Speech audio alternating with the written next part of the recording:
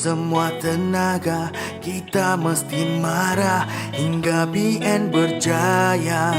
BN harus kembali berkuasa di seluruh negara. Bersama pegang erat tangan ini untuk capai ke destinasi.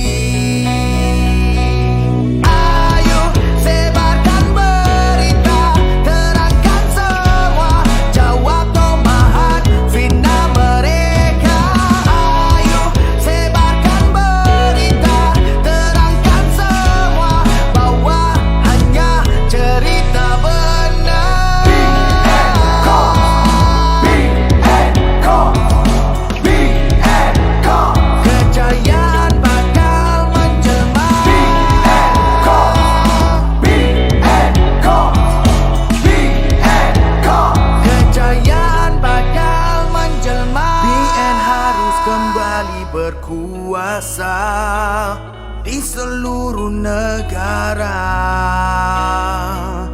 Bersama pegang erat tangan ini untuk capai ke destinasi.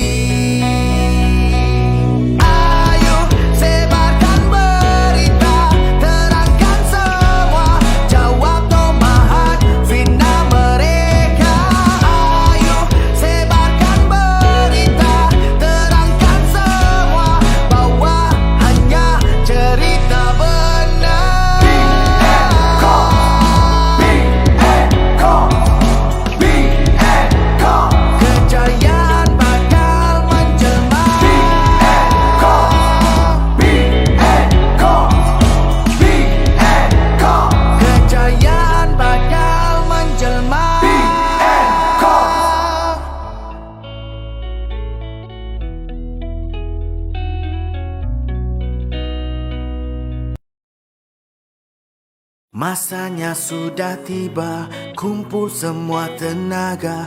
Kita mesti marah hingga BN berjaya. BN harus kembali berkuasa di seluruh negara. Bersama pegang erat tangan ini untuk capai ke destinasi.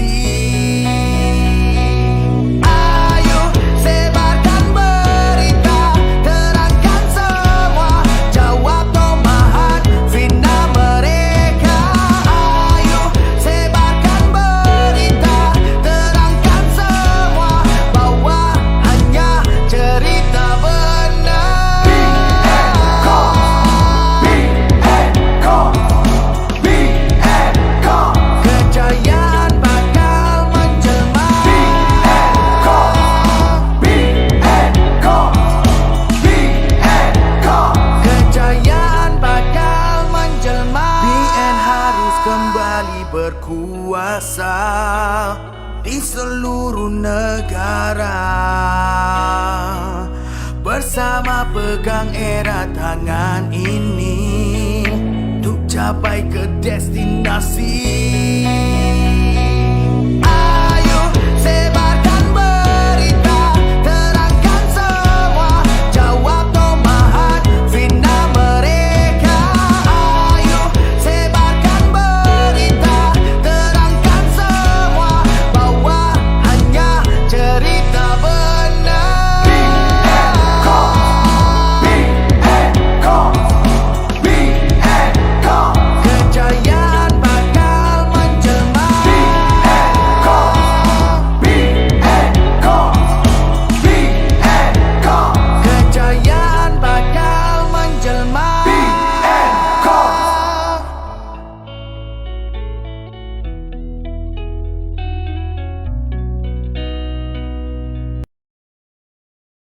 Masanya sudah tiba, kumpul semua tenaga. Kita mesti marah hingga BN berjaya. BN harus kembali berkuasa di seluruh negara. Bersama pegang erat tangan ini untuk capai ke destinasi.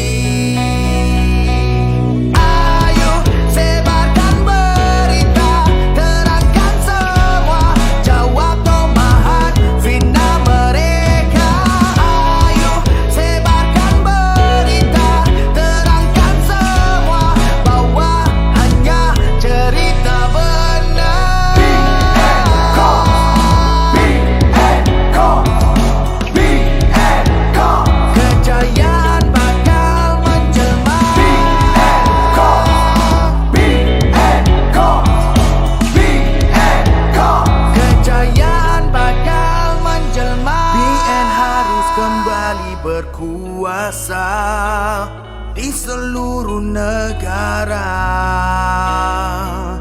Bersama pegang erat tangan ini untuk capai ke destinasi.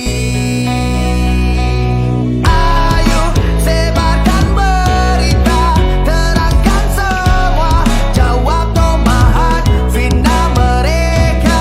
Ayo sebarkan berita, terangkan semua, bahwa hanya cerita benar.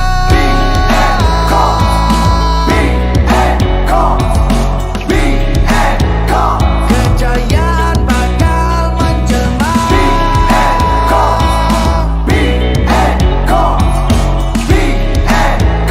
Kejayaan bakal menjelma.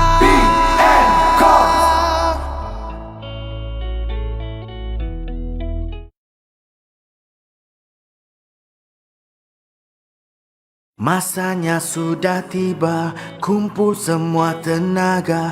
Kita mesti marah hingga BN berjaya. BN harus kembali berkuasa di seluruh negara. Bersama pegang erat tangan ini untuk capai ke destinasi. Ayo sebarkan berita, terangkan semua, jawab tomahan fitnah mereka. Ayo sebarkan berita, terangkan semua, bahwa hanya cerita benar.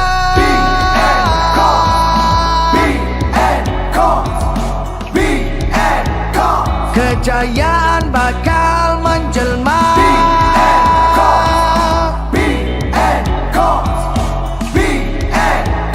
Kejayaan bakal menjelma. BN harus kembali berkuasa di seluruh negara. Bersama pegang erat tangan ini untuk capai ke destinasi. Ayo sebarkan berita, terangkan semua, jawab tomahan fitnah mereka. Ayo sebarkan berita, terangkan semua, bahwa hanya cerita benar.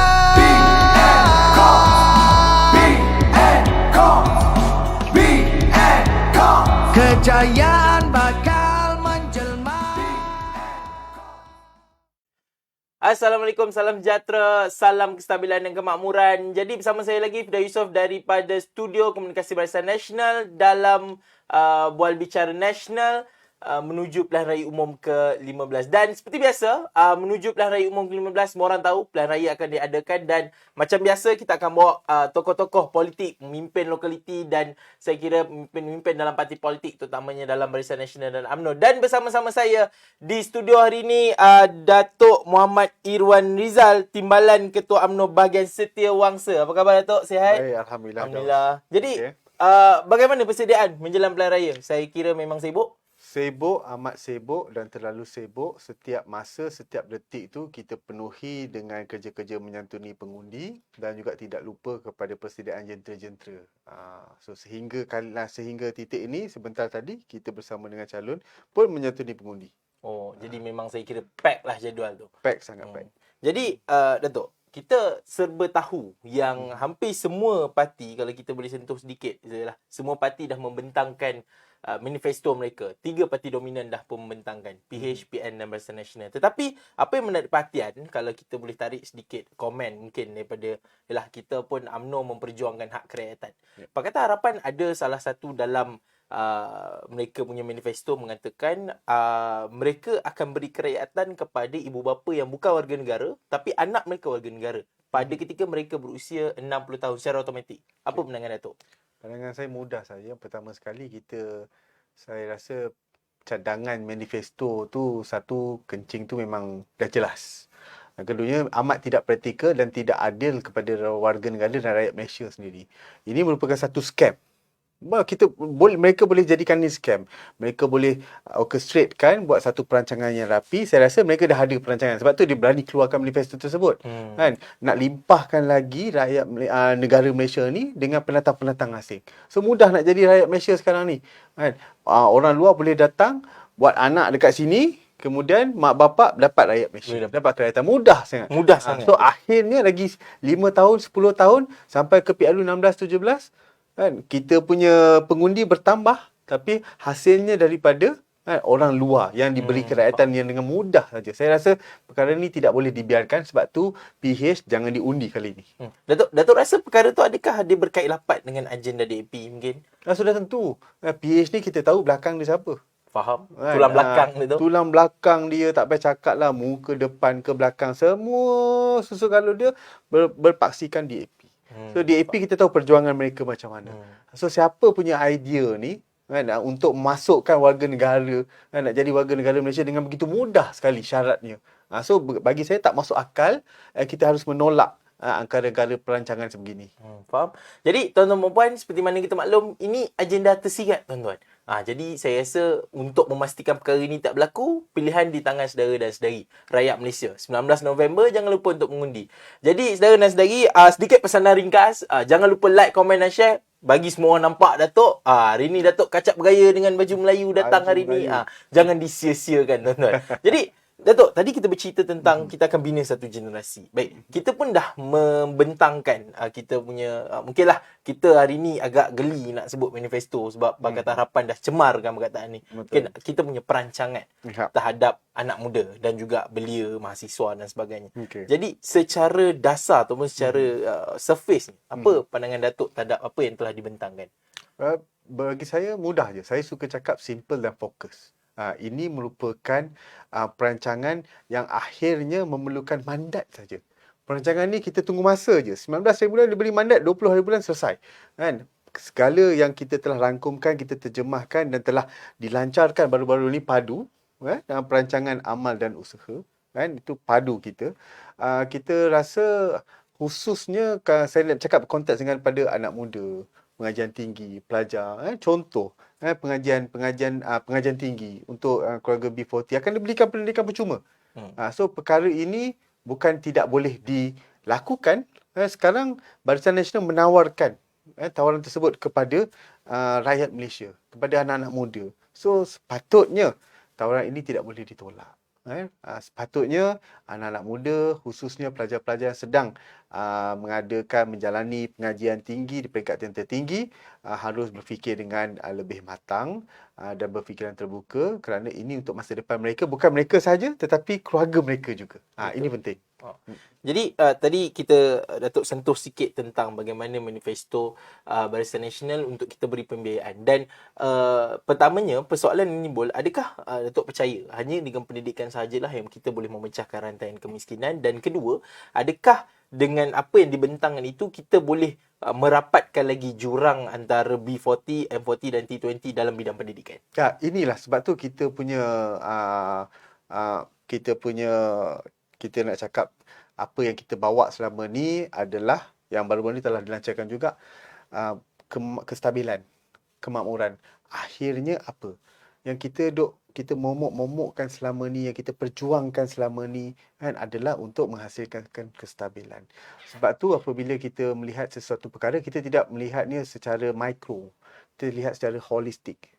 Apabila kita memperketengahkan sesuatu perancangan itu, ia telah dikaji rapi oleh tim para researcher. Adakah perkara ini praktikal? Adakah ia boleh direalisasikan? Adakah ia, yang paling utama sekali, adakah ia keperluan yang utama oleh rakyat? Sebab tu apabila kita tengok perkara-perkara yang diketengahkan oleh Barisan Nasional khususnya, ia menjurus kepada kestabilan. Puncanya mesti stabil dahulu. Stabil, apabila ingat stabil, sebab tu kita menekankan fokusnya kepada pendidikan. Pendidikan merupakan asas untuk seseorang itu atau individu itu atau sebuah komuniti itu untuk maju ke hadapan, untuk terus meningkatkan prestasi mereka. Kerana kita tidak boleh berpuas hati dengan apa yang kita ada. Sebab tu pendidikan ni merupakan pokok asas untuk kita memperjuangkan nasib rakyat kita. Apabila rakyat kita penuh ilmu di dada, maka mereka akan mudah lebih matang, berfikiran terbuka. Jika ada sebarang isu, mereka mampu untuk mengatasinya dengan rasional. Sebab tu kita lihat pendidikan ni diberi pengkhususan dalam perancangan kita untuk kestabilan. Apabila kestabilan itu berlaku, maka kemakmuran, ekonomi semakin stabil, meningkat, peluang pekerjaan semakin luas, peluang perniagaan juga semakin luas. Ini yang kita fokuskan untuk rakyat Malaysia pada masa hadapan. Baik, Datuk, kalau kita dah lihat sekarang, okey, kita dah cater untuk anak-anak tidak berkemampuan, B40 dan M40 pun kita cover juga. Tetapi dalam kita mendepani masa depan yang makin mencabar, ialah kita dah sampai revolusi industri 4.0 dan mungkin ada lagi ke depan yang lebih mencabar. Dan ketersediaan untuk kita menyediakan para generasi baru dalam bidang pendidikan. Jadi dalam perancangan kita ada sebagai contoh pemberian komputer riba secara percuma. Dan ini saya kira negara berkemampuan sebab baru ni kita baru lepas bagi peranti siswa. Apa pendapat Datuk tentang itu? Kita bukan sahaja merancang, kita telah laksanakan, telah terbukti. Yang Amat Berhormat Perdana Menteri Datuk Seri Ismail Sabri telah melancarkan peranti siswa secara percuma. Kemudian telah juga melancarkan pusat ekonomi digital bawah KECOM, Kementerian Komunikasi yang dikepalai oleh Tan Sri Amno Musa. Ini menunjukkan Malaysia telah mula menuju ke era yang lebih maju. Kita menuju ke arah negara maju berpendapatan tinggi. Konteks untuk negara maju itu tidak cukup hanya untuk memberi perlindungan rumah, memberi pendidikan percuma, tidak cukup. Ia harus selari dengan perkembangan semasa. Era ekonomi digital merupakan the next thing. Sebab tu kita perlu memberi khususan, kita perlu memberi pendedahan awal. Malaysia merupakan negara pertama di dunia yang memberi peranti secara percuma kepada 500,000 rakyat. B40. Ini satu keputusan yang berani, yang drastik. Untuk apa? Untuk memastikan rakyat kita, pelajar-pelajar anak muda sekarang ini yang akan memimpin negara tidak lama lagi bersedia dengan perkembangan ekonomi dunia. Kerana kita sedia maklum, digitalization adalah perkara utama untuk masa kini. Bukan sahaja dari segi pembelajaran, dari segi perkembangan ekonomi. Itu penting. Baik, Datuk, sebelum kita pergi ke depan lagi, saya nak sebut ada satu saya kira ialah bila kita bagi peranti siswa, ialah dalam 500,000 ni pasti ada yang buat main sikit. Apa pendapat Datuk tentang ada saya kira yang nakal ni sikit, yang menjual semula peranti siswa? Adakah dia akan memberikan impak kepada keputusan kerajaan untuk bagi lagi peranti ni? Tak ada, sebab hasilnya, dapatannya tidak lebih daripada 15 kes. Daripada 500,000 tu.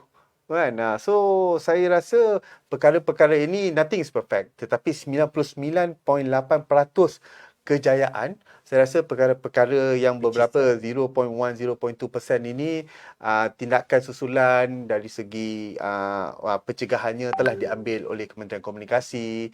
Perkara-perkara ini saya rasa kita tidak perlu memberi fokus. Kita beri fokus kepada 99.8% yang bertanggungjawab. So, maknanya anak muda kita masih lagi ada sifat bertanggungjawab terhadap apa yang telah diberikan kerajaan oleh kerajaan kepada mereka. Ini adalah untuk kebaikan mereka juga. Sebab tu era digitalization ini perlu diperluaskan lagi. Tidak cukup saja sampai 500,000, kita perlu perkembangkan lagi. Kerana makcik-makcik di sana, sebab tu era 5G akan diselesaikan dalam masa 3 tahun. Kita juga dalam padu kita, dalam perancangan kita ada masukkan agenda 5G, connectivity with quality. Ini penting. Sebab tu kita bukan hanya menjadikan semua rakyat Malaysia mendapat connectivity, tapi connectivity yang berkualiti. Sebab tu iaitu apa? 5G. Ini penting. Maknanya kita nak menghubungkan semua. Baik. Betul. Kalau kita lihat lagi, masih lagi dalam sebab kita suka untuk sentuh peranti siswa sebab macam tadi Datuk kata, kita antara negara, saya kira negara pertama yang bagi untuk sebanyak ini. Betul. Kepada rakyat. Maknanya kita berani. Dan adakah Datuk bersetuju kita sebenarnya dah terlewat satu penggal sebab pada era sebelum 2018 kita dah bagi sampai satu tahap laptop satu Malaysia kepada para pelajar. Betul. Adakah setuju atau tidak dengan kenyataan itu? Ya, betul. Kita terlewat 5 tahun tu kalau ikutkan dalam perkembangan semasa perkembangan dunia, secara calculationnya, mathematicalnya 5 tahun. Tetapi Kalau ikutkan perkembangan ekonomi, perkembangan pendidikannya, kita terlebih kita terlebih ke belakang lebih pada 10 tahun. Sebab apa? Kita dah mula dulu dah bagi laptop. Sekarang 2022 baru kita nak bagi tablet. Tablet ni terwujud bukan 2022. Kan? Dia dah Lebih awal lagi. lebih awal lagi. Sepatutnya apabila 2018 jika kita diberikan mandat, perkara ini 2018 kita dah boleh buat. lancarkan. Kan? Buku teks dalam era digital, dalam bentuk digital, dalam mode digital, boleh juga diterjemahkan, boleh dilancarkan pada 2018. Tapi malangnya kita diuji. Tapi ada hikmahnya. Tetapi sejurus kita kembali mentadbir negara apabila Perdana Menterinya datang daripada UMNO Barisan Nasional, menteri-menterinya juga berkaliber, datangnya juga daripada Barisan Nasional. Terbukti dalam masa walaupun diberi tempoh yang pendek, yang singkat, kita mampu memperterjemahkan, kita mampu menunjukkan performance yang baik untuk rakyat. Sebab tu rakyat perlu memberi peluang lagi sekali kepada Barisan Nasional untuk mentadbir 5 tahun akan datang agar segala perancangan daripada 2018 sampai ke kali ini dan juga kita telah terjemahkan pada bajet yang lalu, kan? Beri kita mandat insya-Allah sebagai kita tunggu green light je. Kita tunggu green light daripada bos. Bos tu adalah rakyat. Kita tunggu green light daripada bos untuk kita lancarkan plan yang kita telah sembahkan kepada bos-bos kita iaitu rakyat kita insya-Allah. Faham? Jadi tuan-tuan, itu dia tadi. Datuk dah clearly cakap hari ini sehingga ke 19 November nanti anda adalah bos kepada semua. Jadi anda penentu. Jadi kami ni nak dapat ke lagi komputer riba atau tak bergantung di tangan anda semua. Jadi tuan-tuan, untuk kita sampaikan lagi kepada semua, jadi kita mohon untuk share, komen dan like live kita hari ni untuk kita bagi tahu pada semua. Kalau semua tak approve, kita tak boleh buat lah. Minta maaf. Kita tak boleh buat. Kita bergantung pada bos. Bos Kita dah bagi green bentang. light, kita jalan. Tinggal green light daripada semua. Green light dia macam mana? Betul. Pangkah Barisan Nasional. Pangkah Barisan Nasional, Itu saja, insyaAllah. tak susah pun. Jadi, kalau kita kembali ke kita nak kata tentang era mendepani masa depan. Mari kita tengok dalam konteks belia ataupun anak muda. Anak muda. Kita hari ni kita ada dalam kita punya padu, kita pun ada reskilling. Maksudnya kita nak buat reskilling. Jadi sejauh mana sebenarnya kepentingan untuk kita memastikan reskilling sampai kepada belia ni semua. Sebab tu bila kita cakap berkenaan dengan konteks reskilling, it's about skill, kemahiran. Kemahiran ini punca utama untuk kita masuk ke era kerjaya. Untuk kita masuk dalam era bekerja, untuk kita masuk dalam era perniagaan. Sebab tu skill, knowledge ini perkara yang utama untuk digabungkan agar kita ni melahirkan satu generasi yang penuh dengan kemahiran-kemahiran tertentu. Kerana untuk menjadi negara maju berpendapatan tinggi, elemen-elemen kemahiran amat penting. Ia merupakan fundamental untuk kita bergerak lebih maju ke hadapan.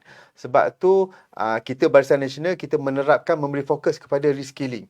Sudah ada kemahiran tetapi kita perlu polish lagi kemahiran tersebut. Kita perlu enhance lagi kemahiran-kemahiran mereka agar bukan saja mereka boleh diketengahkan di negara Malaysia tetapi malah di peringkat global. Sebab tu kita perlukan perkara-perkara ini diteruskan. Reskilling, upskilling perlu diteruskan secara konsisten. Dia tak boleh aja selepas keluar universiti, apabila sedang bekerja pun, kemahiran itu stop begitu saja. Sebab tu kita mengambil pendekatan untuk memastikan rakyat kita, komuniti kita sentiasa diberikan pendedahan dengan kemahiran-kemahiran terkini, kemahiran yang mereka ada pun sudah tentu teknologi berkembang sepanjang masa. Berkembang dengan begitu rapid sekali. Sebab tu apabila kita bercakap berkenaan dengan kemahiran, reskilling itu merupakan fokus utama kita. Baik. Kalau kita lihat masih lagi dalam konteks skill. Okey. Sebab kita mendepani cabaran inilah, kita tahu 2023 akan jadi cabaran yang sangat getir buat negara, tak kisah dalam financial ataupun dalam market pekerjaan. Dan dalam padu juga kita nak memperkenalkan program perantisan nasional, iaitu kita melatih daripada pihak industri. Maknanya daripada industri 70% dan 30% teori ataupun pembelajaran dalam kelas. Jadi pendapat Datuk tentang It's a very good initiative coming from Barisan Nasional because kita tahu kalau nak masuk dalam industri, hanya industri yang tahu. Mereka yang ada knowledge sebenar, mereka yang ada skill kemahiran yang sebenar kerana mereka di lapangan. Mereka ada di dalam dunia yang nyata setiap masa. Sebab tu apabila kita keluar daripada universiti atau pengajian tinggi, apabila konteks NOS, kalau diberikan peluang untuk saya terangkan sedikit mengenai NOS, National Occupational Skill Standard. Ini merupakan satu inisiatif daripada Jabatan Pembangunan Kemahiran bawah Ministry of Human Resource, Kementerian Sumber Daya Manusia. Sebab itu penekanan daripada skill ini penting. Modul-modul yang dibangunkan perlu datang daripada industri. Kan? Sebab tu industri tahu apa yang mereka mahukan daripada tenaga pekerja mereka. Sebab tu tetapi mereka perlu gabungkan juga dengan akademik. Tak boleh satu jalan aja. Kena ada teori. Kena ada teori juga, aplikasinya perlu ada, teorinya perlu ada. Sebab tu gabungan 70-30 ini amat penting. Kerana kita fokus kepada kemahiran. Kita tidak lagi fokus kepada teori semata-mata. Sebelum ni yes, tetapi sebab tu saya bercakap negara kita semakin evolve, semakin maju dan semakin matang. Sebab tu kita libatkan para industri. Sebab apa? Akhirnya talent kita ke mana? Ke industri. Sebab tu kita libatkan industry players. You come here and talk to us, discuss sekali. So kita adakan satu kelompok di mana tenaga-tenaga pakar ini dikumpulkan untuk menghasilkan modul-modul berdasarkan apa kemahuan industri mahu. Kita tak nak kita bekalkan talent-talent yang akhirnya pakar industri kata, this is not the talent that we want. No. Pendidikan syok sendiri. Akhirnya, sebab tu kita mapkan, kita rapatkan jurang ini. So, industry player tak boleh complain. Kan? Kerajaan supply talent tak apa-apa. So, now we talk to the industry player. Kita panggil. Okay, what do you want? What kind of talent you required? So, kita gabungkan dua perkara ni, dua pihak ni agar talent-talent yang kita hasilkan melalui pengajian tinggi merupakan talent yang mempunyai knowledge, pengalaman dan juga skill. So, telah ada tiga-tiga elemen ini, maka industry player, dia ambil talent-talent tersebut dengan lebih mudah. Mengikut spek-spek mereka. Ini yang kita nakkan. Kita tak nak kita produce, nak pergi interview pun, nak cakap interview pun tak pandai. Bila teori pandai, bila apply kan teori kepada skill, in real world tak pandai pula, tak cukup exposure. Sebab tu 70-30 mechanism ini amat penting, dan saya setuju, dan kita harus memberi fokus kepada perkara ini dalam konteks reskilling dan upskilling. Adakah ini sebenarnya apa yang Datuk katakan tadi, ini adalah dilema pihak majikan juga, dapat talent yang mungkin tak being exposed to something. Contohlah saya pelajar management. Bila kita keluar, kita tak tahu siapa JLIC. Kita tak tahu apa itu JLC. Kita tak tahu kedudukan pendapatan. Ini adalah dilema majikan atau macam mana juga? Betul. Dilema majikan sebenarnya mereka tidak ada masa untuk ambil new talent, pekerja yang baru dan train. Because in real world, dalam konteks bisnes, mereka mahukan minimum supervision talent. Mereka mahukan expert talent. Mereka mahukan experienced talent. Mereka mahukan matured talent. Mereka mahukan skill talent. Skill talent, mana dah ada kemahiran. Masuk kerja, dah tahu nak buat apa. Right. It's guided by the management, sedikit melalui dasar policy company. Okay, then you implement apa yang kita rancangkan. Ini lebih mudah sebab negara semakin maju, negara semakin kompetitif, perniagaan semakin kompetitif. Sebab tu majikan tidak ada masa untuk train lagi. Dia expect pekerja yang dia interview masuk hari ni boleh buat kerja terus. Fit dengan company tu. Yes, because kalau sebulan dia nak train, dah makan masa. Dia bayar gaji sebulan tapi company tak terima result. Bila tak terima result, it's a loss to the company. Dia nak tunggu berapa lama lagi. Ada ini efek juga untuk tangga gaji. Maknanya kita tahu ada mahasiswa ataupun graduan yang keluar, mereka mungkinlah kita kata agak mengadu tentang gaji mereka tak besar dengan cepat. Adakah ini memberikan faktor juga sebenarnya? Yes, definitely. Sebab tu sistem pokok asasnya kita perlu enhance dan evolvekan sistem pendidikan kita. Kerana sistem pendidikan kita dah bagi saya sudah tidak relevan pada masa ini. Pada masa kini. Dulu sampai sekarang sama saja implementationnya. Kita lebih fokus kepada credit hours. Right? Umur 23, 24 baru habis diploma atau degree. Right? Masuk 25 tu yang saya cakap, majikan interview, sorry, you have all the qualification in academics on paper, but in terms of experience and skill, you are not qualified yet. Therefore, we are unable to accept you on board. Ini yang masalah kita. Kemudian di mana graduan tu nak pergi? Dia pergi dekat fast food company. You have to. Kan? So, ini tidak positif untuk perkembangan ekonomi. Sebab tu, akhirnya apa akan terjadi kepada talent kita? Degree holder, diploma holder. That's why kita kena rangkumkan, and jika Barisan Nasional diberi mandat, Menteri Pendidikan harus tengok semula, semak semula sistem pendidikan. Jangan bebankan pendidik, jangan bebankan warga pentadbiran pendidikan, jangan bebankan juga pelajar-pelajar dan juga ibu bapa. Sebab tu cukuplah. Saya rasa kalau umur 13 tahun tu kita rasa dah boleh matang, dah boleh berfikir, tahu kat mana hala tuju. Kalau dia nak jadi, dia dah ada tahu dah minat dia.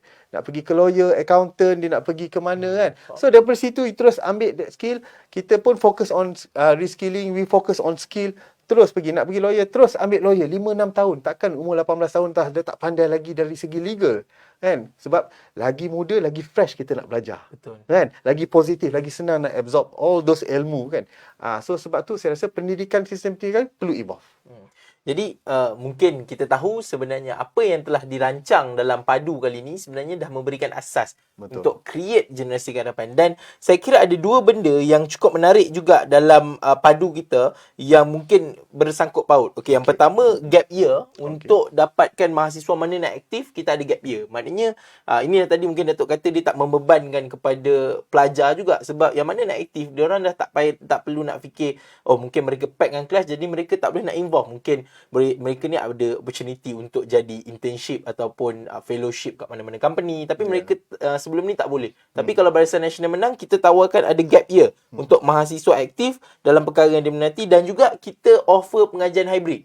Maknanya separuh dalam kelas, separuh secara jarak jauh. Mungkin ini boleh membentuk juga generasi yang dah ada exposure lebih awal. Ya, ini yang saya bagi tahu tadi. Apa yang Barisan Nasional cuba tawarkan is a evolve in education system. Kan? New evolution in education system. Dia tidak lagi berkonsep dalam kelas semata-mata.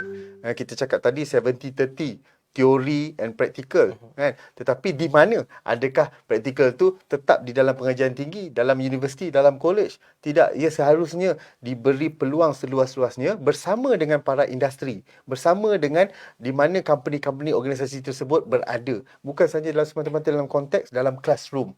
Even though it's a applied skill education. Sebab tu saya lihat dalam konteks ini Barisan Nasional mempunyai visi yang luas. Kerana apa? Kerana kematangan mentadbir negara selama ini. Selama ini, dan juga beberapa kegagalan yang sebelum ini pada PRU 14 yang kita gagal untuk mentadbir negara, mematangkan lagi pemimpin-pemimpin kita agar melakukan atau melaksanakan, memperkenalkan plan-plan yang lebih relevan untuk rakyat. Kita dah tidak ambil konsep syok sendiri. Apa yang rakyat nak, apa yang kita tawarkan dalam padu kita adalah berdasarkan apa yang rakyat mahukan. Kita tak buat berdasarkan apa yang kita mahu, kita tawarkan berdasarkan apa kemauan rakyat. Sebab tu datangnya 99 perkara tersebut. Faham? Makna kata rakyat ataupun anak muda hari ni mereka nakkan gaji yang bermaruah. Mereka nakkan kos sara hidup ataupun sara hidup yang bermaruah. Jadi ini adalah asas yang diletakkan oleh Barisan Nasional dalam padu.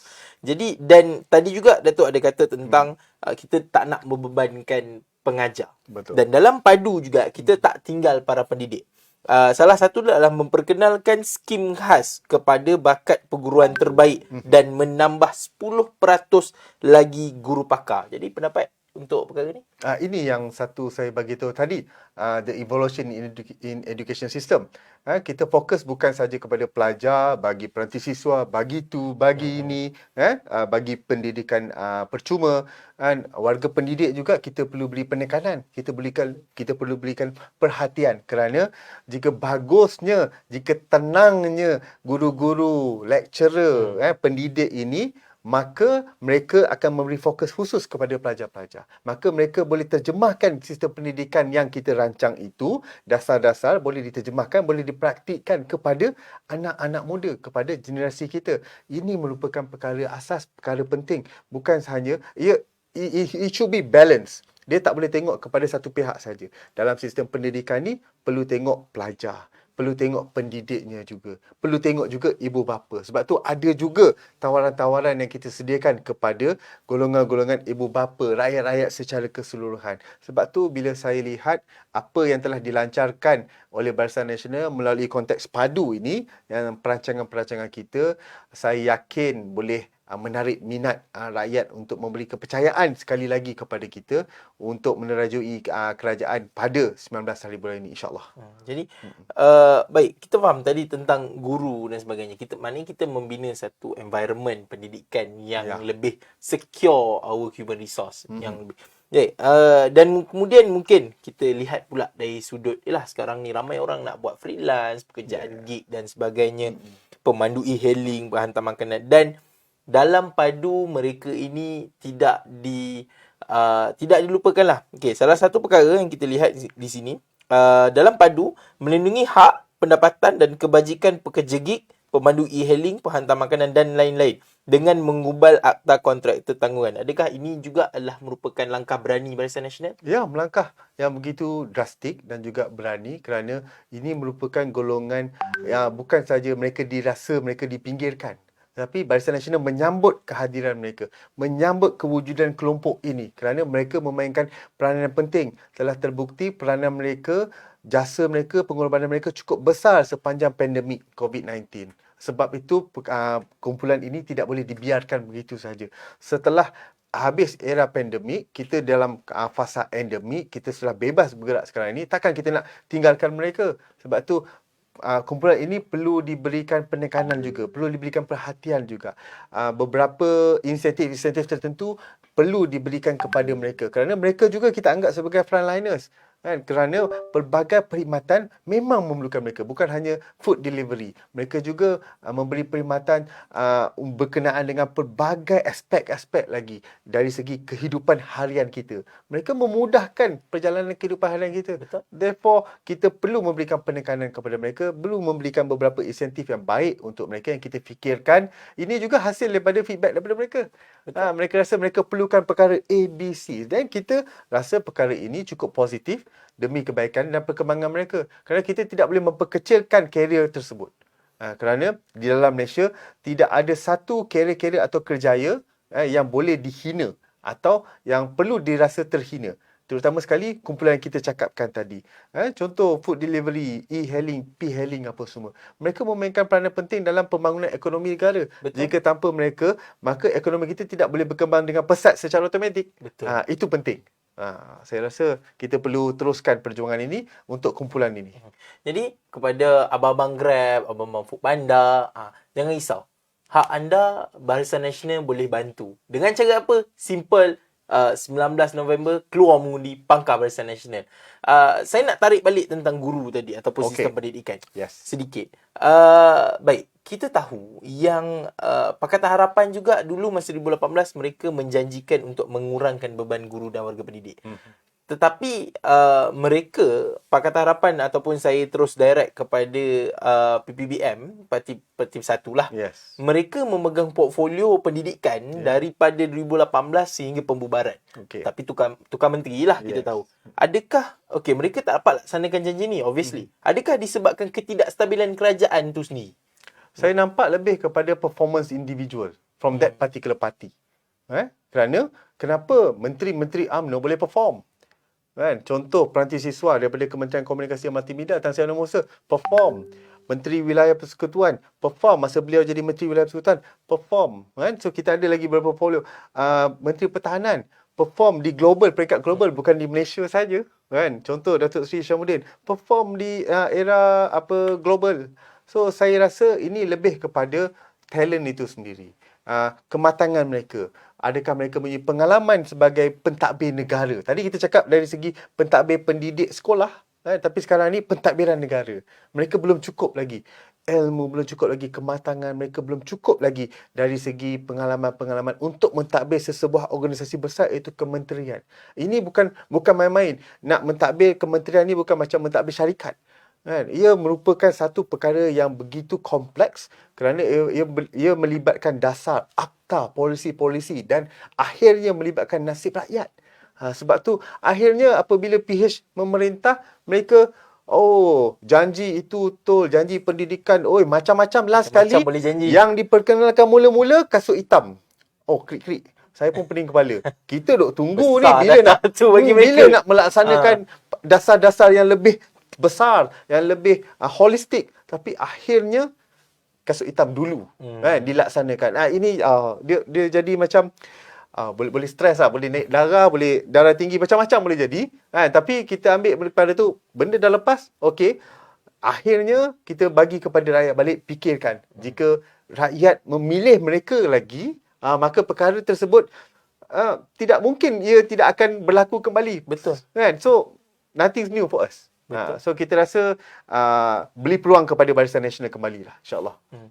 Datuk, untuk pengetahuan generasi saya ataupun batch saya ni, kami adalah orang ataupun batch pertama ambil PT3. Okey. Dan sepanjang kami dah jadi mahasiswa, pendidikan kita flip-flop banyak kali. Yes. Dan apa yang kami nampak ini adalah disebabkan, pertama adalah sebab ketidakstabilan itu sendirilah.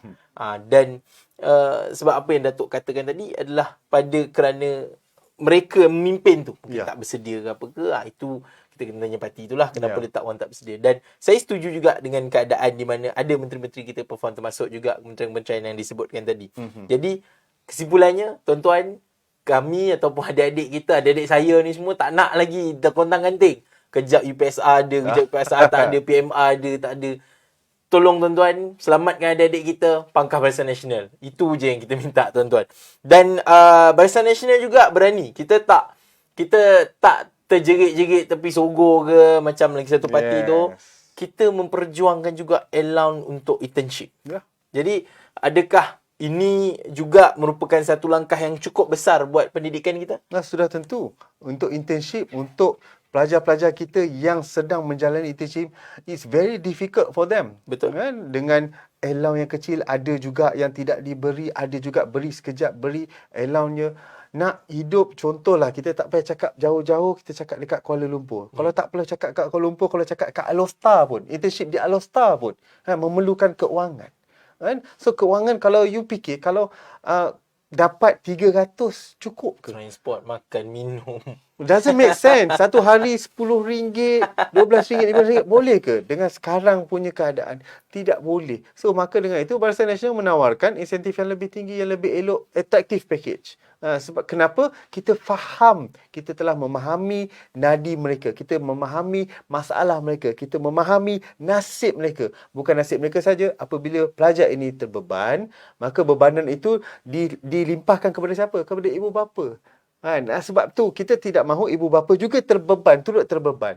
Akhirnya macam mana kalau you terlampau stres, macam mana you nak perform in education? Otak you dia fikir macam mana nak hidup, macam mana nak pergi intern, macam mana nak pergi practical. So dia fikir macam mana tak boleh fokus. Sebab tu kita nak kurangkan stress level. Kita nak mereka fokus. You internship, you tolong fokus on internship. The rest, Barisan Nasional akan bantu kita cover. Itu yang paling penting. Itu penting. So fokusnya apa? You go ahead, selesaikan belajar you. We will cover. Barisan Nasional will cover for you. InsyaAllah. So, tuan-tuan, rakan-rakan yang nak di-cover kena buat apa, Datuk? Pangkah Barisan Nasional. Selesai masalah. Macam tadi kata, bos adalah anda. Tinggal tunggu green light pada bos. Jadi, mungkin ini adalah soalan terakhir sebelum kita ke rumusan. Baik. Okay. Benda yang paling kontroversial. PTPTN. Yeah. PTPTN. Jadi, ada dua perkara yang disebut dalam padu. Pertama, pembiayaan penuh PTPTN kepada kelompok M40 dan ke bawah. Dan juga memperkenalkan bayaran semula PTPTN berdasarkan pendapatan gaji selepas tahun kerja. Dan kita tahu, Pakatan Harapan tersangat gagal dalam perkara ni. Akhirnya kena bayar juga. Tapi apakah sebenarnya, apa yang membuatkan Barisan Nasional berani untuk meletakkan janji ini sebagai pataruhan? Kerana kita berani, kerana kita kematangan kita, pengalaman kita dalam mengurus ekonomi negara. Sebab tu kita tahu berapa banyak yang kita boleh tampung. Mana perkara yang kita boleh tampung. Mana perkara yang kita tidak boleh tampung. Kita jelas berkenaan dengan perkara-perkara ini. Contoh, dalam konteks pendidikan PTPTN, kita tahu kita boleh uruskan keuangannya dengan lebih teratur, dengan lebih sistematik. Maka akhirnya, siapa yang dapat manfaat? Rakyat. Generasi muda. Generasi muda ini apabila mereka berjaya dalam pelajaran mereka, mereka perform dalam education mereka, maka mereka akan ditawarkan dengan peluang-peluang pekerjaan yang begitu atraktif. Maka tidak akan timbul berkenaan dengan isu sama ada boleh bayar atau tidak bayar. Jika mereka perform, maka perkara-perkara pinjaman ini tidak timbul. Isu-isu pinjaman ini tidak timbul kerana Kerajaan Barisan Nasional akan membantu mereka. Sebab tu, kalau you sudah pinjam, akhirnya you belajar dapat, macam saya cakap tadi, stress level dah kurang. Mereka perform, dapat tawaran kerja di tempat yang organisasi yang bagus-bagus. Sudah tentu tidak ada lagi masalah kewangan kepada mereka. Jika yang perlu bayar, mereka akan bayar dengan lancar. Dan juga jika mereka perform, sudah tentu kerajaan Barisan Nasional akan memberikan insentif yang lebih bagus untuk mereka, khususnya yang kepada golongan yang meminjam. Saya rasa tidak ada isu kerana apa? Fundamentalnya kita mempunyai pengalaman. Kita mempunyai kepakaran dalam mengurus ekonomi negara. That's why apa-apa yang kita janjikan, apa-apa yang kita tawarkan kepada rakyat, sudah tentu kita sudah buat research yang begitu terapi, yang begitu teliti, agar pelaksanaannya nanti akan lancar selancar-lancarnya, insya-Allah. Baik Tok, mana kata apa yang Barisan Nasional tawarkan ni dia adalah satu bentuk mekanisme yang cukup besar. Mana kata kita ada asas untuk memastikan pelajar dan generasi serta belia ni ada base. Betul. Untuk mereka boleh perform di alam pekerjaan. Maknanya industri dah boleh dapatkan tenaga manusia yang mereka inginkan. Dan pada masa sama Barisan Nasional kata kalau mereka buat pinjaman dalam setahun mereka baru kena bayar based on tangga gaji. Dan adakah ini sebabkan kita dah sediakan sumber manusia tadi dan ini adalah satu mekanisme yang sangat baik? Ya, betul. Sebab tu kita plannya semua dah ada, dah lengkap. Dia bukan bila kita bincang dalam konteks PTPTN, kita bukan bincang pasal konteks pinjaman pada ketika itu. Kita dah bincangkan mengenai kemahiran apabila mereka ni mampu bayar. Macam mana mereka nak mampu bayar? Kita bagi skill dengan mereka. Kita bantu mereka. Kita bagi mereka peranti. Kita bagi mereka gadget agar mereka complete pembelajaran dengan berjaya. When they become success, mereka dapat tawaran bekerja. Kita dah bincang dengan penggiat industri tadi. Kita bincang dengan penggiat industri. So perkara ni bukan kita bincang pasal PTPTN saja, kita bincang kepada semua, the whole ecosystem. Sampai ke majikan. So majikan sambut pula dengan gaji berpendapatan tinggi, gaji tangga gaji yang tinggi. So bila dapat gaji tinggi, pinjaman tadi selesai. And you dapat tempoh dah setahun. So you boleh kumpul, you boleh save duit lagi. Bukan save duit tu untuk bayar pinjaman, save duit untuk masa depan. Gaji tu dah ada dah, boleh rangkum. Gaji tinggi, bayaran pinjaman rendah pasal kita mengikut tangga gaji, kadar pembayaran semula tu. So saya rasa perkara ini hasilnya daripada kematangan kita mentadbir negara, kepakaran kita mentadbir negara, pengalaman kita mentadbir negara. Bukan kita bincang macam saya cakap tadi, bincang satu perkara tu, kita tengok satu perkara tu saja. Kita tengok the whole entire ecosystem. Ini yang tiada di parti-parti lain, yang hanya ada di Parti Barisan Nasional. Pemimpinnya ada perkara-perkara elemen ini untuk mentadbir negara. Jadi apa yang Dato' kata tadi, simple kata kita tak bermain formula semata-mata. Kita Betul. tak nak jual formula Tidak. 1 tolak 1 ke 1 tambah 1 ke, tak ada. Ini bukan formula letak RM1.5 minyak, tuan-tuan. Ini kita dah bagi tahu siap-siap dalam perancangan kita dah ada. Oh, sekarang baru kita nampak kenapa nama dia perancangan. Yes. Kita tak sebut nama dia manifesto. Kalau manifesto nanti bukan kitab suci. Bukan kitab suci. Jadi kita dah bagi tahu perancangan A ke B ke C. Just tuan-tuan perempuan sebagai bos negara ni dalam konsep demokrasi, Pangkah Barisan Nasional. Jadi mungkin Datuk, saya kira masa mencuburi kalau boleh kita nak borak panjang. Tapi itulah nak buat macam mana. Mungkin sedikit rumusan dan juga ringkasan. Mudah saja, ringkas saja. Apa yang saya ingin kongsikan kepada rakyat di luar sana, 19 hari bulan kita turun, kita pangkah, sudah jelas kita merayu, pangkahlah Barisan Nasional. Kenapa? Beri kita peluang sekali lagi. Dari segi konteks apa pengalaman kita, kepakaran kita, pimpinan kita yang telah dibarisi, calon-calon yang telah diketengahkan, memenuhi kriteria-kriteria wali yang kita ketengahkan. Ini merupakan tawaran-tawaran yang kita tawarkan kepada rakyat. Untuk apa? Mudah saja, untuk kestabilan. Kestabilan ini puncanya adalah asas kepada kemakmuran. Kemakmuran apa? Ekonomi. Kemakmuran apa? Pendidikan, peningkatan ekonomi negara, pendidikan, perniagaan, peluang pekerjaan. Ini merupakan perkara-perkara yang kita memberi fokus untuk 5 tahun yang akan datang. Asasnya daripada yang kita wawarkan selama ini adalah kestabilan. Beri peluang kepada kita, anak-anak muda di luar sana, pelbagai 99 perkara yang kita sediakan dalam padu kita. InsyaAllah 19 jika diberi mandat kepada kita oleh bos-bos kita, rakyat di luar sana, insyaAllah kita tidak akan sia-siakan mandat yang diberikan oleh mereka. Baik, itu dia. Terima kasih banyak Datuk kerana hari Terima ini. kasih, Itu dia tadi Datuk Muhammad Irwan Rizal merupakan Timbalan Ketua UMNO bahagian Setiawangsa. Sekali lagi terima kasih kerana hadir ke Studio Komunikasi Barisan Nasional di Kuala Lumpur. Jadi tuan-tuan, itu dia tadi panjang lebar untuk membina generasi masa hadapan di tangan anda semua keputusan 19 November ini. Jadi sedikit pesanan khidmat masyarakat, jangan lupa untuk semak negeri. Kadang mana duk Perlis tu dah lama dia lupa asal usul dia. Dia pergi mengundi kat Perlis, dia gagal tak jumpa nama. Jadi jangan lupa untuk cek di www.spr.sprsemak.gov.my. Semak negeri, saluran anda kat mana, IC jangan lupa, jangan time ni hilang tuan-tuan. Jadi jangan lupa untuk anda semua dah pergi pusat mengundi, bila dah sampai kat tempat tu, jangan lupa kalau suka Barisan Nasional, pangkah. Yang mana tak suka Barisan Nasional pun, inilah masanya untuk memangkah Barisan Nasional. Pangkah juga Barisan Nasional tuan-tuan. Jadi itu saja daripada kami Bicara Nasional menjelang pilihan raya umum ke-15. Jadi tuan-tuan, yang mana baik tu datang daripada Allah SWT, yang buruk tu semestinya datang daripada Pakatan Harapan dan Perikatan Nasional. Jadi saya akhiri dengan wabillahi taufiq hidayah. Assalamualaikum warahmatullahi wabarakatuh dan selamat malam.